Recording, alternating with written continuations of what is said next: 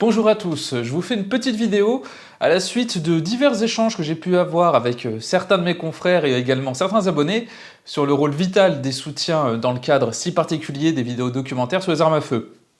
Ce que je vais te dire vaut tout aussi bien pour ma chaîne que pour celle d'autres youtubeurs et je pense qu'ils ont un peu le même avis, mais des fois on n'ose pas forcément le partager car c'est pas vraiment dans notre culture que de parler ouvertement de financement.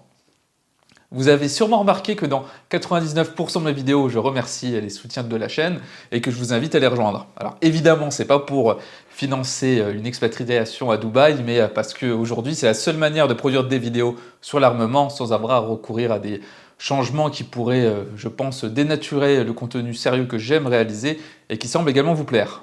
Les nombreux déboires que j'ai pu avoir avec YouTube ont vraiment montré la précarité que génère cette plateforme, qui est devenue très stricte et qui, du jour au lendemain, peut décider d'interpréter ces guidelines ô combien floues, ayant entraîné des suspensions, voire des strikes.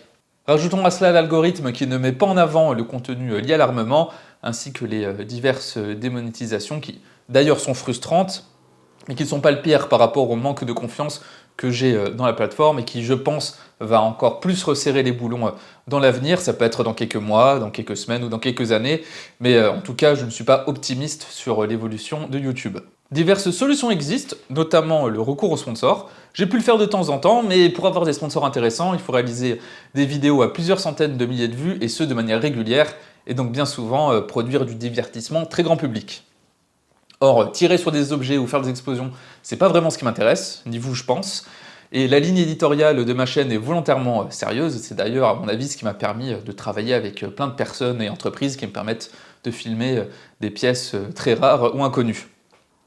Et j'ai pas envie de me dire ne filme pas ce prototype ou ne filme pas cette arme car ça va pas faire de vue, d'autant plus que je vais pouvoir filmer des raretés assez exceptionnelles dans un avenir proche, que ce soit en France mais également à l'étranger. Et il y a plein de projets qui soit nécessiteront un gros investissement matériel comme des caméras ou un important budget cartouche, ou alors des vidéos qui ne seront pas YouTube friendly comme le tir avec des armes automatiques, des réducteurs de son et autres joyeusetés. J'ai profité de mes quelques mois d'immobilisation suite à mon bras cassé pour faire du networking et bosser sur plein de projets que j'ai très hâte de pouvoir partager avec vous. Cela m'amène donc à l'importance des soutiens, surtout via les plateformes Tipeee et Player. Tout d'abord, Tipeee qui est sans doute la plateforme la plus simple pour les dons réguliers ou ponctuels et qui est une plateforme qui ne m'a jamais posé de problème par rapport à mon contenu, ce qui n'était pas le cas de son ancien concurrent Utip. Player, lui, a un double rôle.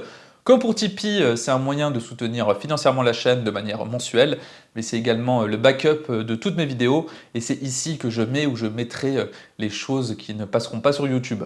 D'ailleurs, que ce soit sur Tipeee ou Player, les vidéos y sont postées en avance, quelquefois quelques semaines en avance, voire même plusieurs mois.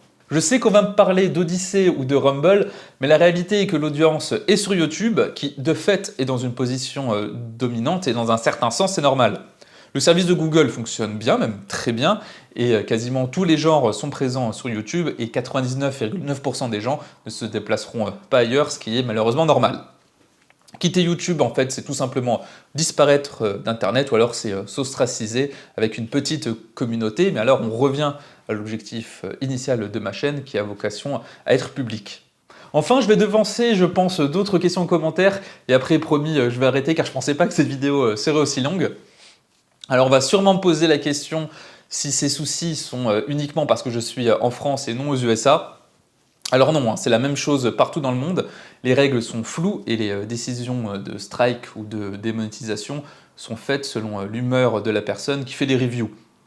Et la seule différence est que les grosses chaînes à plusieurs millions d'abonnés ont un network, donc c'est-à-dire une entreprise dont un des rôles va être de faire la passerelle entre YouTube et le créateur, car les youtubeurs indépendants n'ont pas de contact chez YouTube pour demander des informations.